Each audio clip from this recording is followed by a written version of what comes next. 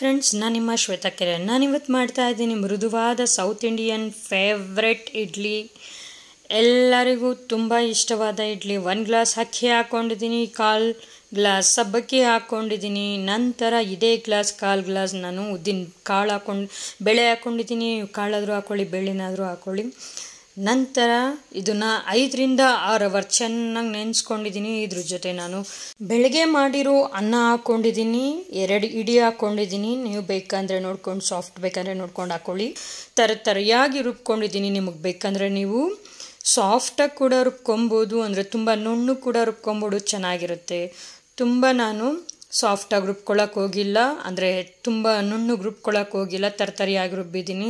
ರುಚಿಗೆ ತಕ್ಕಷ್ಟು ಉಪ್ಪಾಕಿ ನಾನು ಕಲಿಸ್ಕೊತಾ ಇದ್ದೀನಿ. ನೀವು ಕೈಯಲ್ಲಿ ಬೇಕಾದ್ರೂ ಕಲಿಸ್ಕೊಳ್ಳಿ, ಸ್ಪೂನಲ್ಲಿ ಬೇಕಾದ್ರೂ ಕಲಿಸ್ಕೊಳ್ಳಿ. ಬೇಸಿಗೆ ಆಗಿರೋದ್ರಿಂದ ಸ್ಪೂನಲ್ಲಿ ಕಲಿಸಿದ್ರೂ ಚೆನ್ನಾಗಿರುತ್ತೆ ಅಂದ್ಬಿಟ್ಟು ನಾನು ಸ್ಪೂನಲ್ಲಿ ಕಲಿಸ್ಕೊತಾ ಇದ್ದೀನಿ. ನೋಡ್ಬೋದು ಟೆಕ್ಸ್ಚರ್ ಬೆಳಗ್ಗೆ ಹೇಗೆ ಬಂದಿದೆ ಅಂತ.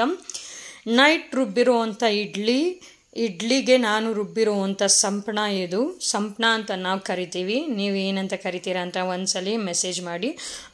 ಆಲ್ರೆಡಿ ನಾನು ಪ್ಲೇಟ್ಗೆ ಎಣ್ಣೆ ಎಲ್ಲ ಹಾಕ್ಕೊಂಡು ಇಟ್ಕೊಂಡಿದ್ದೀನಿ ಫ್ರೆಂಡ್ಸ್. ಆಲ್ರೆಡಿ ಎಣ್ಣೆ ಎಲ್ಲ ಹಾಕ್ಕೊಂಡು ಇಟ್ಕೊಂಡಿರೋದಕ್ಕೆ ನಾನು ಇಡ್ಲಿ ಸಂಪಣನ ಹಾಕ್ಕೊತಾ ಇದ್ದೀನಿ. ಹಿಟ್ಟನ್ನ ತುಂಬಕ್ಕೂ ಹಾಕ್ಕೊಂಡಿಲ್ಲ, ಒಂದು ಸ್ವಲ್ಪ ಅಷ್ಟೇ ನಾನು ಗ್ಯಾಪ್ ಬಿಟ್ಟಿದ್ದೀನಿ, ಯಾಕಂದರೆ ಒಂದಕ್ಕೊಂದು ಅಂಟ್ಕೊಂಡ್ಬಿಡುತ್ತೆ ಅಂತ. ಮತ್ತು ಚೆನ್ನಾಗೂ ಕೂಡ ಬರುತ್ತೆ, ತುಂಬ ಸಾಫ್ಟಾಗಿರುತ್ತೆ. ಇದನ್ನು ಒಂದು 10 ರಿಂದ 15 ನಿಮಿಷ ಬೇಯಿಸ್ಕೊಂಡ್ರೆ ಸಾಕು, ತುಂಬ ಚೆನ್ನಾಗಿ ಬರುತ್ತೆ. ನೋಡ್ಬೋದು ನೀವು ಟೆಕ್ಸ್ಚರ್ ಎಷ್ಟು ಚೆನ್ನಾಗಿ ಬಂದಿದೆ, ತುಂಬ ಸಾಫ್ಟಾಗಿದೆ ನೋಡ್ಬೋದು. ಆಲ್ರೆಡಿ ನಾನು ಒಂದ್ಸಲಿ ಸ್ಪೂನಲ್ಲಿ ತೊಗೊಂಡಿದ್ದೆ, ಸೊ ಕೈಗೆ ಹಾಗೆ ಬರ್ತಾಯಿದೆ. ಹಂಗನ್ಬಿಟ್ಟು ನೀವು ಹಂಗೆ ತೊಗೊಳಕ್ಕೆ ಹೋಗ್ಬಿಡಿ, ಸ್ಪೂನಲ್ಲೇ ತೆಗೀರಿ. ನೋಡ್ಬೋದು ಫ್ರೆಂಡ್ಸ್, ಮೃದುವಾದ ಇಡ್ಲಿ ತಿನ್ನಲು ಸಿದ್ಧವಾಗಿದೆ. Thanks for watching my video friends.